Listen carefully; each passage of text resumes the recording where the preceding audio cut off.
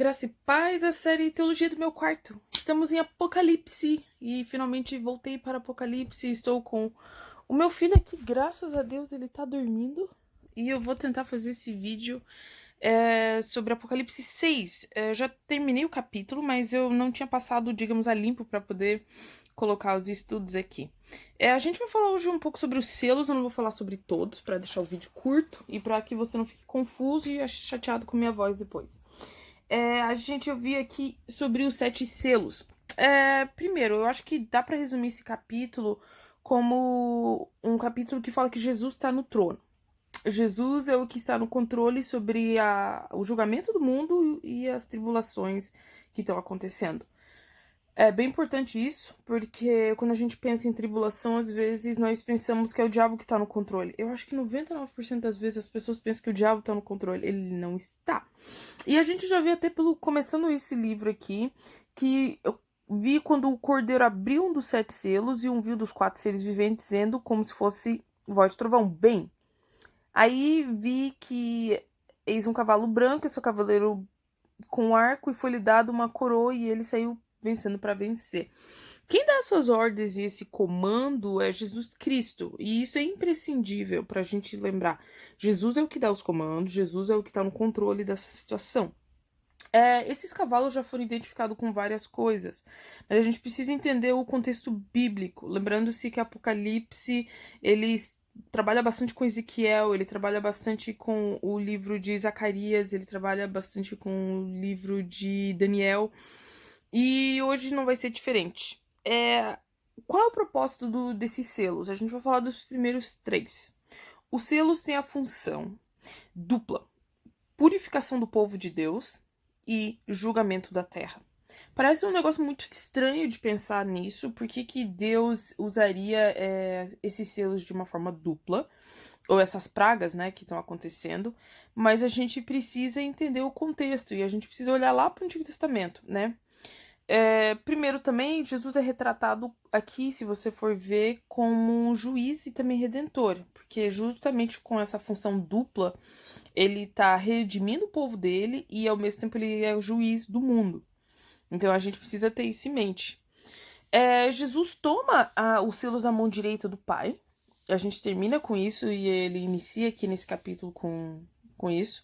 Porque ele mostra a autoridade de Jesus Cristo, porque ele já, sendo glorificado nos capítulos anteriores, né? Ele já toma a sua função, ou toma a função de Deus, assim, no sentido de ele mostra a sua divindade, e ele já começa a exercitar a sua função divina, exercitando então juízo e redenção do mundo. E a autoridade dele já começa porque ele que está abrindo esses selos e ele que está comandando todos eles.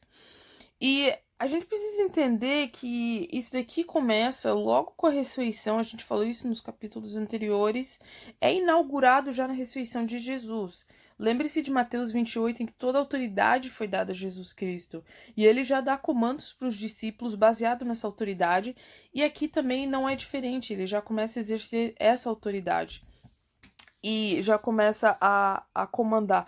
Então, esse ajuda-nos a entender que o sofrimento não é só para os últimos dias, no sentido de somente quando for o fim do tempo. É que às vezes as pessoas esquecem que a escatologia, o fim do tempo, já começou com a inauguração do reino de Cristo. E ele está se desenvolvendo agora. Então a gente precisa entender essas pragas como começando já na igreja primitiva e ainda continuando e ainda vai continuar até Cristo voltar. Os cavaleiros que estão aqui, eles são de ordem satânica. A gente vai falar um pouco mais disso depois. E eles saem para causar destruição. A gente sabe que tanto em Jó, quando a gente já viu, quando a gente viu no Novo Testamento também, o diabo tem uma função de destruição, de mentiroso. Mas tudo que ele faz está debaixo da autoridade de Jesus Cristo. Ele não consegue fazer nada sem isso. Então aqui, por isso que ele saiu, e ele sai aqui, e tem o ser vivente dizendo, vem, vai, é ele que está comandando. E ele está representando, a gente falou isso antes, os anciões representando os santos aqui na Terra e os seres viventes representando a questão celestial. Eles estão ali já exercendo essa função de dar o comando. E esse primeiro cavaleiro, os cavaleiros, eles saem do decreto de Jesus para causar sofrimento ao povo de Deus, uma coisa um tanto controversa, mas é real. E também como punição daqueles que fazem o mal ao povo de Deus e não aceitam o senhorio de Jesus Cristo. Então, a gente vê essa dupla função e a gente consegue entender hoje por que os desastres naturais e os desastres políticos, o que está acontecendo no mundo e as pragas, elas servem de dupla função. Elas purificam o povo de Deus no sentido de que o povo de Deus se volta mais para ele, se torna mais santo e mostra quem realmente quer permanecer fiel apesar dos acontecimentos e sofrimentos. E aqueles que se desviam, lembre-se que a gente falou que Apocalipse tem essa função, e aqueles que desejam fazer o mal aos incrédulos, Deus está julgando eles também através dessas ações. Os cavaleiros aqui são praticamente idênticos que a gente encontra em Zacarias 6, você pode ler isso depois. É interessante que lá Deus usou as nações ao redor para punir Israel. E Israel estava ali idolatrando. E só porque Deus ao mesmo tempo pune essas nações porque elas foram brutas, elas foram cruéis, elas não simplesmente conquistaram e dominaram Israel, elas estupraram, mataram, fizeram coisas horrendas. E Deus também então julga essas nações pela brutalidade delas. E aí, nesse pano de fundo de que Deus está usando lá em Zacarias os outras nações para julgar seu povo, aqui também ele está usando a ação maligna, não necessariamente que Deus usa o mal em que ele é agente do mal, ele permite o mal agir para mostrar, para castigar o mundo incrédulo, o mundo que persegue o povo de Deus, que Deus permite que persiga para refinar como fogo, pelo fogo, como diz lá em 1 Pedro. Só porque, ao mesmo tempo, ele está redimindo aqueles que mantêm-se fiel, que é o remanescente fiel que a gente já lê já desde o Antigo Testamento, a partir do exílio. A mesma coisa a gente encontra em Ezequiel 14, do 12 ao 23, onde Deus usa 4 formas de julgamento, usando a peste, a besta, a espada e a praga, ou a morte, né? Lá, de novo, era para punir Israel. E Deus aqui, nesse sentido, em Apocalipse, se a gente viu nos capítulos anteriores, o tema que recorre muito é idolatria e comprometimento com o mundo, com a cultura local. Deus está usando isso para também tentar purificar aqueles que estão querendo se salvar, para meio que dar um aviso aí, vocês estão voltando para idolatria, cuidado, Israel fez isso, olha, semelhanças, né? E também para julgar aqueles que estão se desviando. Então tem essa função dupla. Então a gente vê também esse pano de fundo. Lembre-se, a Bíblia, ela é muito... Como é que eu diria? Ela mostra o caráter de Deus, ela é bem repetitiva nesse sentido, de mostrar como Deus lida com o seu povo. Eu acho inacreditável que as pessoas às vezes veem o Deus no Antigo Testamento como Deus malvado e o Deus no Novo Testamento como Deus bom. Ah, antigamente era pela graça, hoje em dia é pela graça, antigamente é pela lei. Gente, a lei de Deus é imutável. O que mudou é que você está coberto pelo sangue de Cristo. Você não precisa fazer sacrifício no templo. Mas Deus vai continuar julgando, Deus vai continuar purificando o seu povo. A criança tá acordando aqui. Vamos tentar arrumar isso aqui rápido. Aí em Levítico 26:18, é interessante também que Deus usa de novo essa série de julgamentos. Ele dá 4 punições, com uma série de 4 julgamentos em Levíticos, com uma série de 7 punições. Talvez é o mesmo pano de fundo usado em Ezequiel e também em Apocalipse.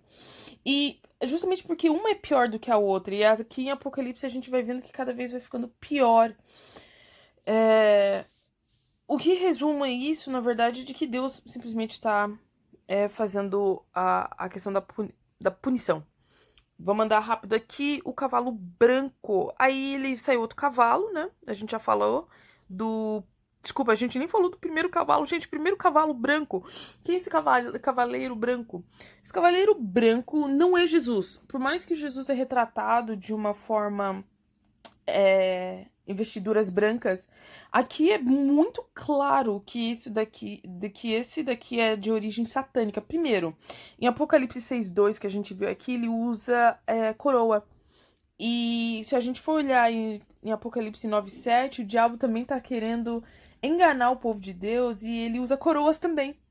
E isso já é bem claro nos livros sinóticos, são Mateus, Marcos e Lucas, são os livros parecidos, né, sinóticos. E eu acho que o cara do correio chegou. Se ele chegou, eu vou ter que dar uma pausa aqui. Mas lá nos livros sinóticos, quando tá falando do final dos tempos, Deus falou que viria muitos cristos. Aliás, talvez vocês não saibam, curiosidade de que antes de Jesus vir, já teve, eu acho que cerca de 30, 40 cristos antes de Jesus. Então, por isso que muitos não acreditaram em Jesus, apesar de que Jesus demonstrou pelas obras, enfim. De que muitos viriam e enganariam, se possível, até os escolhidos. Então, o diabo se veste anjos de luz, a gente já viu isso em Coríntios, Paulo falando isso. Então, aqui não é diferente, o diabo se finge de santo e ele vai lá tentar enganar o povo de Deus. Me faz pensar muito hoje, quando a gente vê, principalmente eu que ando no meio teológico, tanta teologia, tantas coisas que fingem ser de Deus e não são. E eu vejo hoje teologia gay, eu vejo gente apoiando aborto, eu vejo gente prosperidade, teologia de dinheiro, mamon. É tanta coisa que tem aparência de santidade, mas é totalmente diabólica. E não foi diferente aqui. E a gente vê isso aqui também nos livros sinóticos, né? Segue a mesma ordem até, não necessariamente, mas a segunda praga lá dos livros sinóticos é também guerra, depois fome e peste. O Cavaleiro Preto. Eu tenho 12 minutos, gente. Tem 3 minutos. Vamos lá, correndo. A fome descrita ali não é geral, até porque ali só os itens luxuosos de óleo e vinho seriam mais difíceis para as pessoas comprarem que estivessem passando fome. A cevada ali daria a medida ali para uma família por uns 3 dias e o trigo por um dia, né? A estimativa.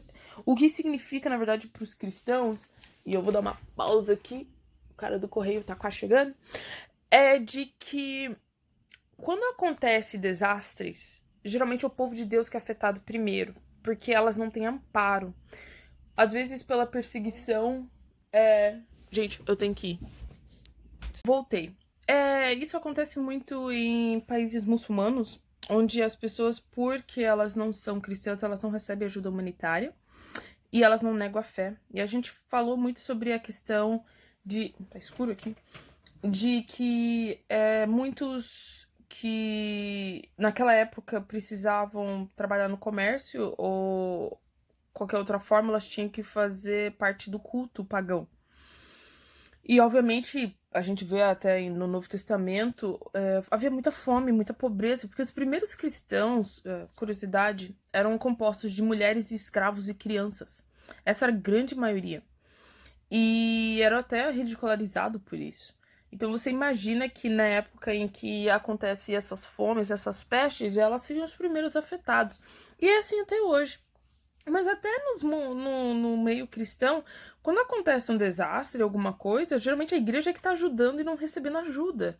Eu vou dar um exemplo agora do corona. As igrejas não estão recebendo ajuda financeira. As empresas estão.